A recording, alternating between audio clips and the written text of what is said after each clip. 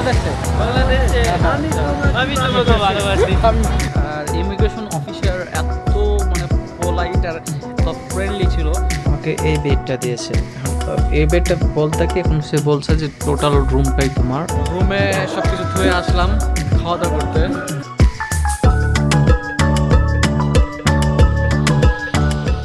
Hello everyone and আসসালামু আলাইকুম, কেমন আছেন আপনারা সকলে? I hope you are doing well. So আজকে দেখতে পাচ্ছেন আমি আবার এয়ারপোর্টে চলে আসছি। নেক্সট ভিডিওতে আপনাদেরকে বলা হয়নি যে আমি নেক্সট কোথায় ট্রাভেল প্ল্যান করছি, বাট অনেক সময় হয়ে গেছে। আজকে নতুন একটি জার্নিতে আপনাদেরকে ওয়েলকাম জানাই। আজকে এখান থেকে আমি যাব নেপালের উদ্দেশ্যে। আমার ইমিগ্রেশন কমপ্লিট করে ফেলছি।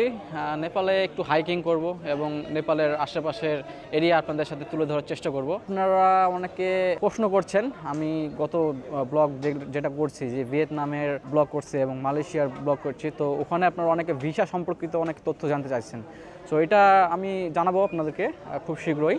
বাট আজকে যদি বলতে হয়, আপনারা জানেন অনেকে যে নেপালের জন্য ভিসা লাগে না, আপনার ভিসা অন অ্যারাইভাল। যেহেতু আমরা সার্ক কান্ট্রি, তো আমাদের জন্য প্রথম বছরের জন্য ফ্রি। আপনাকে শুধু যাওয়া আসার টিকিট কাটতে হবে, দ্যাটস ইট, অ্যান্ড আপনি গুড টু গো। কাঠমান্ডুর আশেপাশে ট্যুর করব। আর আপনারা যারা প্রথম ভিডিওগুলো লাইক করছেন এবং দেখছেন আর অনেকে সাবস্ক্রাইব করছেন, I am really grateful to you guys. যেহেতু আমি নতুন, আমি আপনাদেরকে সেভাবে দেখাতে পারছি না, সব কিছু ঠিক হয়ে যাবে, আমি চেষ্টা করছি। So let's go. এই যে দেখেন, এখন আমি আমার বোর্ডিং গেটের কাছে যাচ্ছি। ইমিগ্রেশন, সিকিউরিটি চেক, সব কিছু চেক করে সব কিছু ফিনিশ করে আসছি, ওয়েট করছি। আজকে স্মুথলি সব কিছু হয়ে গেছিলো। আমার বোর্ডিং পাস অ্যান্ড ইমিগ্রেশন একটু সমস্যা হয়েছে। সমস্যা বলতে সে বলছে মানে অ্যাকচুয়ালি এখানে অনেকে ভ্রমণ করছে কাজের উদ্দেশ্যে, তো তাদের ইমিগ্রেশন আগে করছে, আমাকে বলছে আপনি 2টার পরে আসেন। এইটাই সমস্যা, তাছাড়া কোনো সমস্যা করেনি। কিছু প্রশ্ন জিজ্ঞেস করছে, এটা স্বাভাবিক। প্রচুর ভিড় এখানে, অনেক গরম লাগছে। এই হচ্ছে নেপালের ফ্ল্যাগ।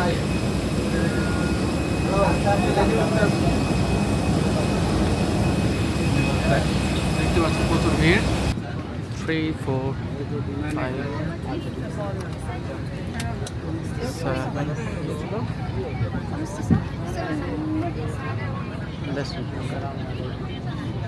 অলরাইট, এখন সিটে বসি, তারপরে আপনাদের সাথে কথা হচ্ছে।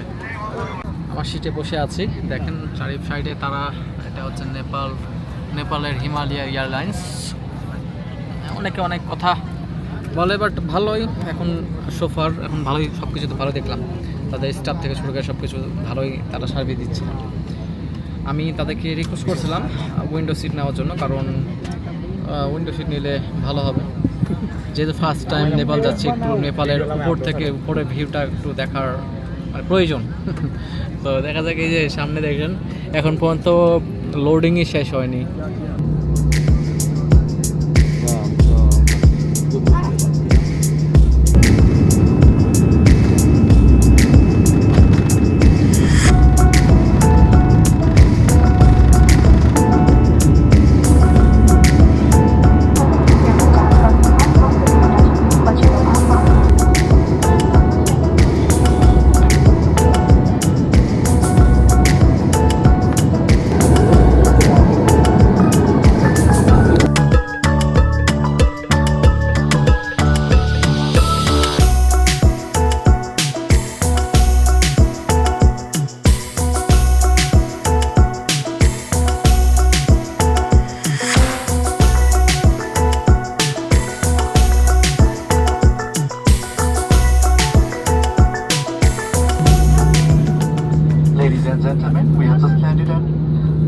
International Airport, Kathmandu.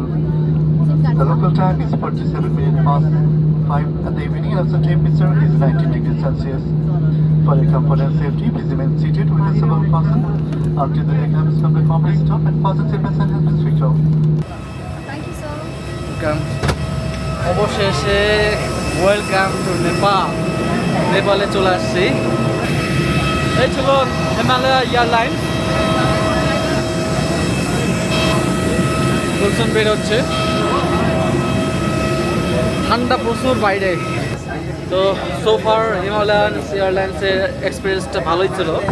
দেখতে পাচ্ছেন যে প্লেনে করে আসছি, এগুলো সব ট্রানজিটের প্যাসেঞ্জার, সব সব সব সব বাংলাদেশি। ভালোই এক্সপিরিয়েন্স ছিল। ভাইরা চলে যাচ্ছে তাদের নিজস্ব গন্তব্যে, অ্যান্ড আমি চলে আসছি আমার গন্তব্যে। যাতা যান। ওকে ভাই। সো ফ্রেন্ডস, রাইট নাও আমার সব কিছু কমপ্লিট হয়ে গেছে এবং ইমিগ্রেশনও কমপ্লিট। আর ইমিগ্রেশন অফিসার এত মানে পোলাইট আর এত ফ্রেন্ডলি ছিল যে আমি বলে বোঝাতে পারবো না, অনেক ফ্রেন্ডলি। অ্যান্ড তারা মানে তার সাথে অ্যাকচুয়ালি আমি গল্প করছিলাম যে আমি এখানে কোন জায়গায় ঘুরলে ভালো হয়, কোথায় স্নোফল হচ্ছে, এসব কিছু মানে জিজ্ঞেস করছে এবং সে অনেক ভালোভাবে করছে। এগুলো তো আমাদের বাংলাদেশি ইমিগ্রেশন অফিসারকে জিজ্ঞেস করা যাবে না, বাট অনেক ফ্রেন্ডলি ছিল। আর আমাকে ভিসা দিয়েছে, 30 দিনের জন্য ভিসা পেয়েছি। অ্যান্ড সব কিছু কমপ্লিট করে সিকিউরিটি চেক সব কিছু কমপ্লিট করে এখানে আসছি। এই যে এখানে ব্যাগেজ ক্লেম, অ্যান্ড এখান থেকে এক্সিট করব। আর বাসের দেখি এখান থেকে থামের উদ্দেশ্যে বাস কোথা থেকে যায় সেটা বাইরে যেয়ে তারপর সব কিছু ফিগার আউট করবো। আর এখানকার সিম কেনার জন্য এখানে এয়ারপোর্ট থেকে নিব না বাইরে থেকে নেব সেটা আমি চিন্তা করছি।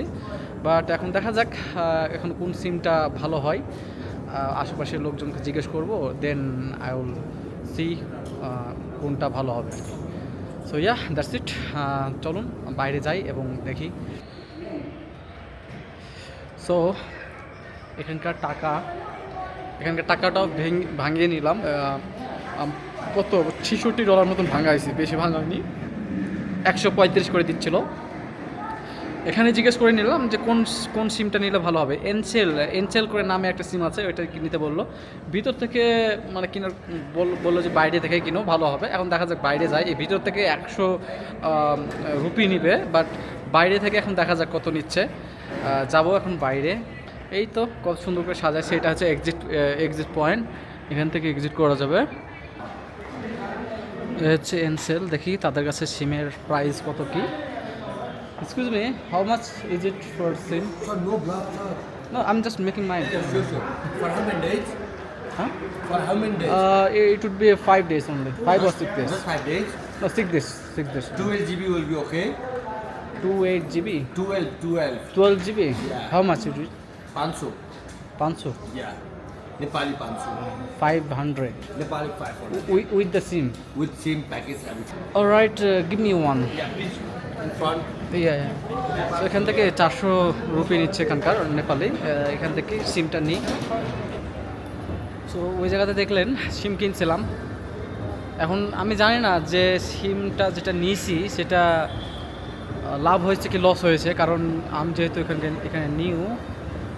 আর প্রথম যদি আপনি আসেন তাহলে এটা কনসিডার করতে হবে যে ইটস ওকে টু, মানে আপনি এটা এক্সপেন্সিভ হতেই পারে।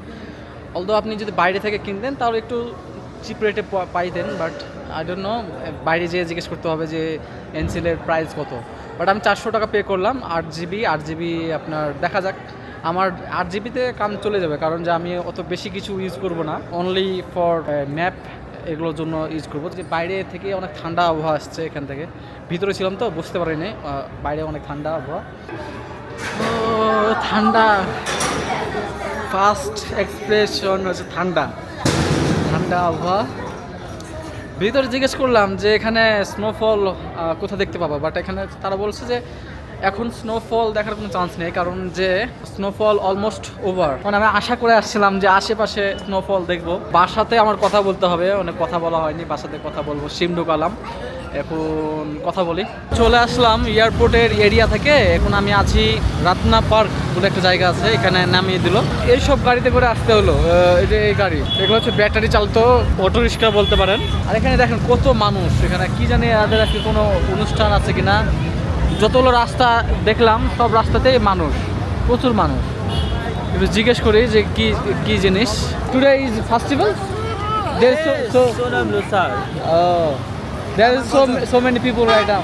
So আজকে এদের ফেস্টিভ্যাল আছে, সোনাম লুসার, বাংলাদেশে। বাংলাদেশে আমি তোমাকে ভালোবাসি। আমিও তোমাকে ভালোবাসি।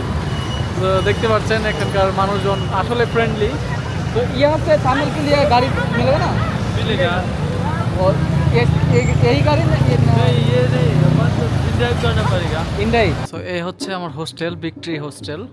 এটা আপনার থামেলের পাশেই। আমি ওখান থেকে ওই রাইড শেয়ারিং এর অ্যাপের মাধ্যমে আমি এখানে চলে আসছি।